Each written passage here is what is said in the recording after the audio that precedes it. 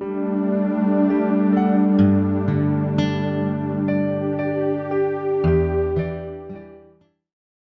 morning. Welcome to our 2016 district-wide staff development. As you might have already noticed this morning by looking at your conference area agendas and your brochures, the theme for this year's district-wide is Twitter. Twitter offers an amazing opportunity for us as district leaders, teachers, and people on the campus to stay connected to the state, the nation, and worldwide about the best great things for ongoing professional development and best instructional practices for your classroom. So throughout this morning, we want to ask you to attend your sessions and share ideas about great things that you see today by putting it on Twitter with our hashtag CISD All Means All. We also would like you to join our content area handles on Twitter and also the hashtags as well so that you can stay connected. This will give you great ideas throughout the school year to see amazing things happening in our school district. At this time, you're going to hear from another member of our CNI team about our events for today. Thank you. I'd like everyone to take out of their participants package a copy of the CISD instructional model. As we look at the model, in the center we see a circular area. There we see the instruction of the TEKS. We see an ongoing part that has learning and assessment, and when teachers do all three, then we provide meaningful learning for students. We also move to the four corners and we see where teachers are responsible for differentiating for their students, for meeting their students' needs, for providing value to their students through a very positive mindset, and for also creating supportive learning environments within their classrooms. These four pieces provide the structure and core beliefs to the entire CISD instructional model. The model is further supported through research-based Tier 1 best practices, altogether illustrating sound classroom instruction.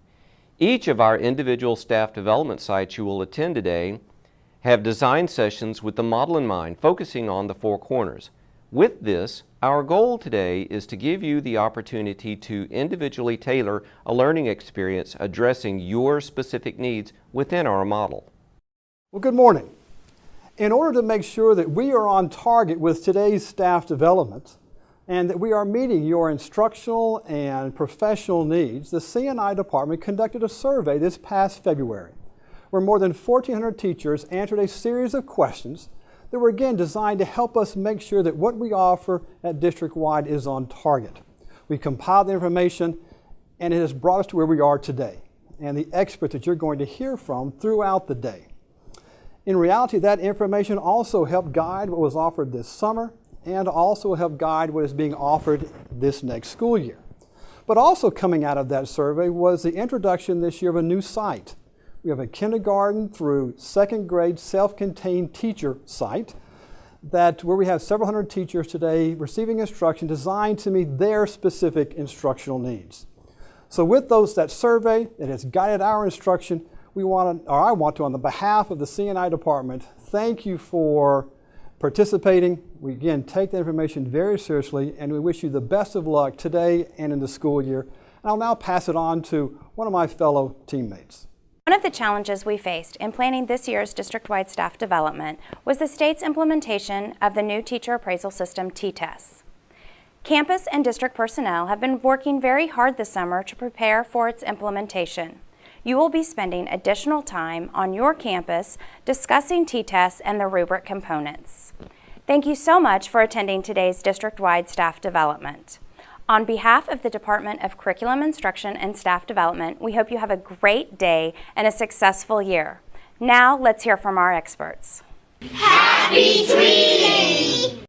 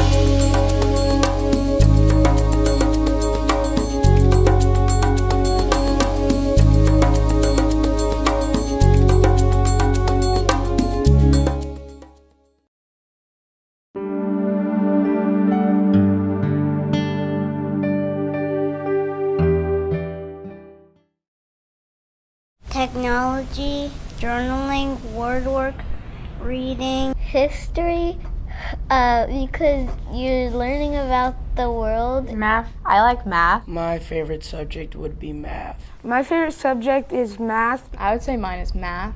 Yeah, I also enjoy math.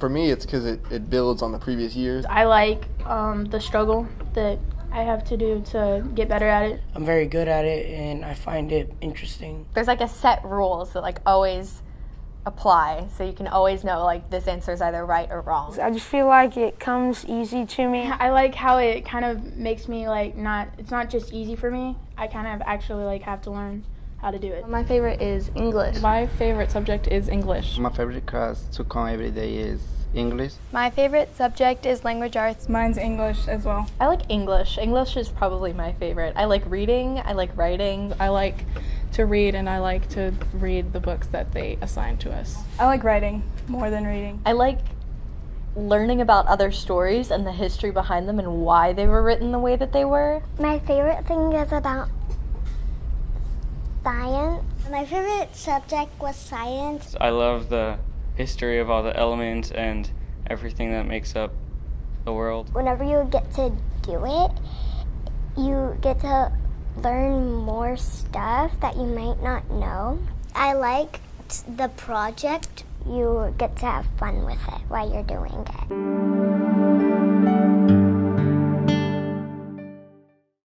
I like working in groups because you don't have to do it by yourself and you get to do it with other people. I like to hear everybody's ideas. You can lean on other people for support. Yeah. If you don't get it, or you can ask someone for help. You can share your ideas with other people, and they can share theirs and make it into one big idea. So we get to talk to each other, and we also get to enjoy like a game or activity that we're doing together. It just gets a little boring doing it by yourself. Helps you learn from other people, and you can help them learn things you might not know they know, and things you know they might not know. If you don't know something, they can help you with it, but not just like relying on them. I'm kind of mixed. Sometimes I like working with groups, but other times it's just better to do individual. I preferably don't like working in groups. I like working by myself because I like to do stuff my own ways and not like be doing it someone else's and like them bossing me around.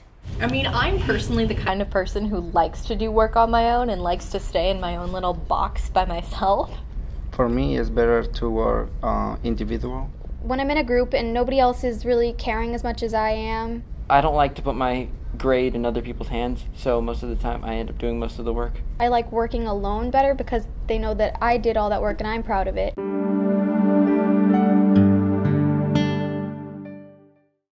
Presenting or like a project or something. Something that's not on paper. Yeah, like maybe you could give them like a presentation and show them like everything that you've learned this year. Raise your hand and tell her the answer.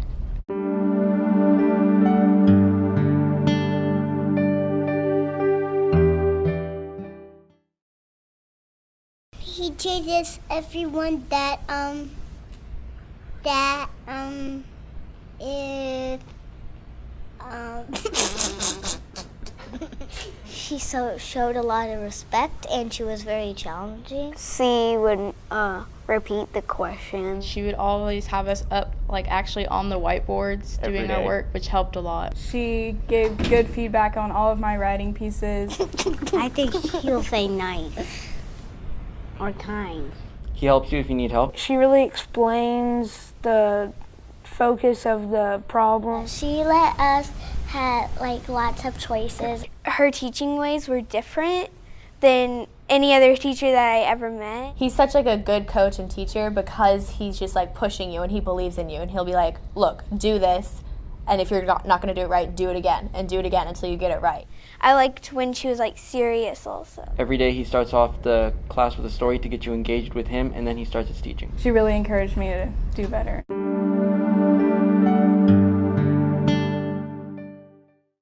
We mixed baking soda, vinegar, and water into a little bag, and then we set it on the ground, and then it began and I predicted that it would like blow up water like stuff, and then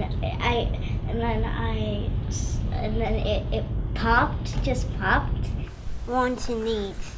When we were getting ready for our social studies benchmark, my teacher set up a game, and it really helped me like learn about the Oregon Trail and different social studies. A field trip. Math and science and social studies games. Like you need something that you really need to help you live, and you want something that isn't really important. Throughout a time period, we would take notes and do different things in that time period, and then at the end of the time period, we would put it all in a folder.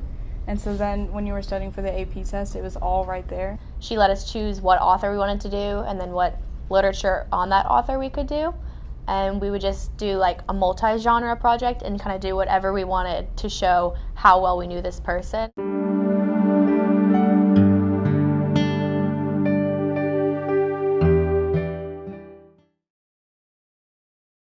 Like learning stuff and not being able to do activity going with it. I think a lack of back and forth between the students and the teachers. A test. When the teacher is boring and they're not excited about anything and they're just kind of like dead, you know? Yeah. A class is boring when the teacher just passes out worksheets and tells you to do it and then tells you to turn it in the next day. And she just gives you a paper in front of you and says, you know, here are the basics and do this worksheet. You take notes every day and then you take your test. Like, that's all you do. Repetition is part of learning, but there's a certain kind of repetition where it's the same repetition of how you do things over and over again, and you lose interest and you're not as invested in the class. What makes the class boring is probably reading out of a textbook. Textbooks. When they just say like, open to this page in your book. Textbook, reading from a textbook the whole time. I don't feel like it engages the students enough. Doing your curriculum exactly from the textbook can be really boring, so.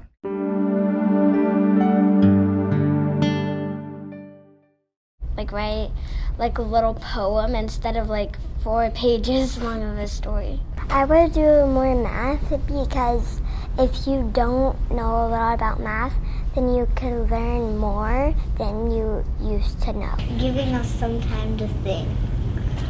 You know, think more. Like, you know, like if she doesn't give us enough time to like do our project, I would prefer that she would just like give us some more time if we need it.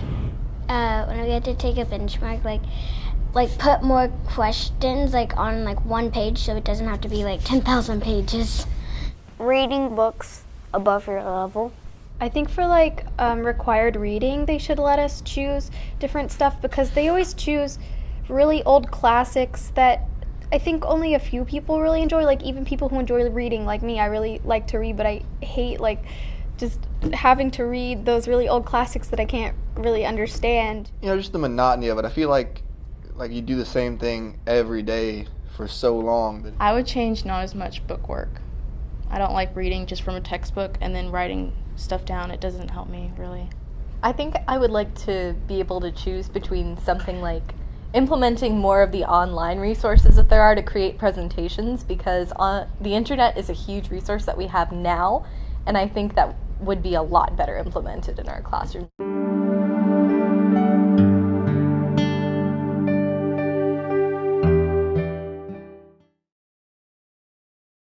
My name.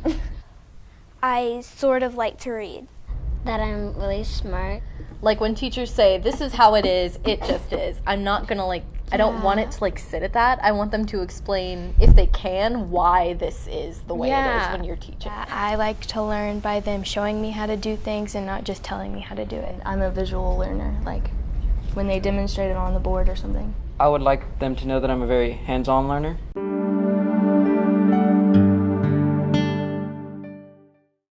By using our names. When it's your birthday, they celebrate it. They know what their students need to learn. Like how they get us involved with what we are trying to learn. They just make it fun. That she's happy and brings joy to the classroom. A good listener, definitely. They ask how you are or how your day is. A good teacher to me is very friendly, and she's always willing to help They're very encouraging. They keep trying until you get it, or they'll find some way to help you even more. She can relate to the students. She kind of talks to us like we're friends and not just a student and a teacher. A good teacher cares about what their students are like going through.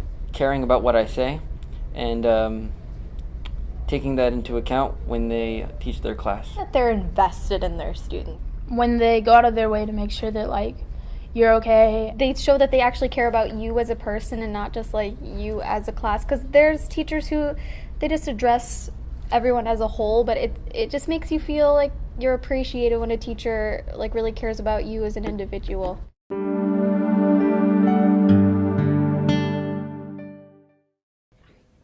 First of all, thank you for all that you do for the students in Conroe ISD.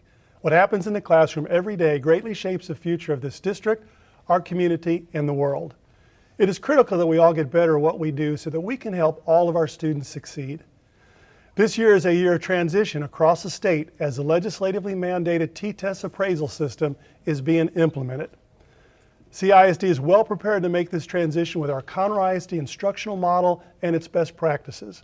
As in every year in the past, I challenge each of you to meet the needs of every student.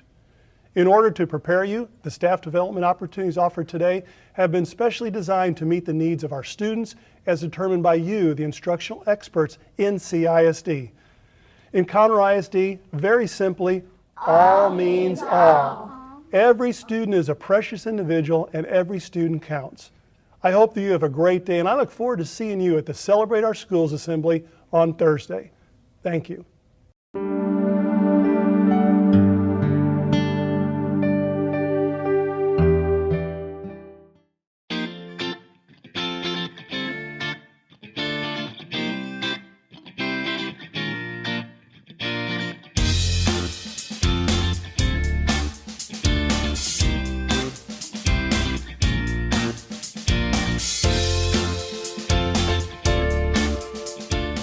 And everybody says, bang! Bang! All means bang.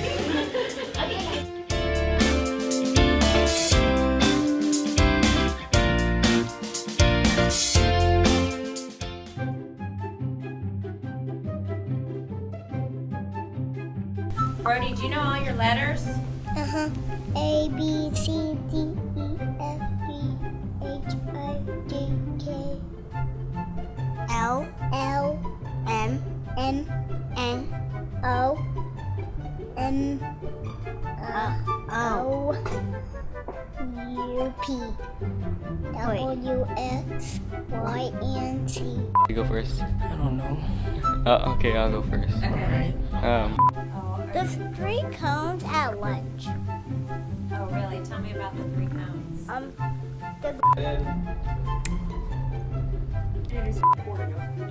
Or we can be the voice, have a microphone. That's perfect, actually. He's in 2nd grade. When you're in... Okay. Okay. My favorite. Okay, wait. Project. Because you're so proud of it. Same. Okay. Before you leave. I'm like feeling, I can't even, my eyes are not feeling good.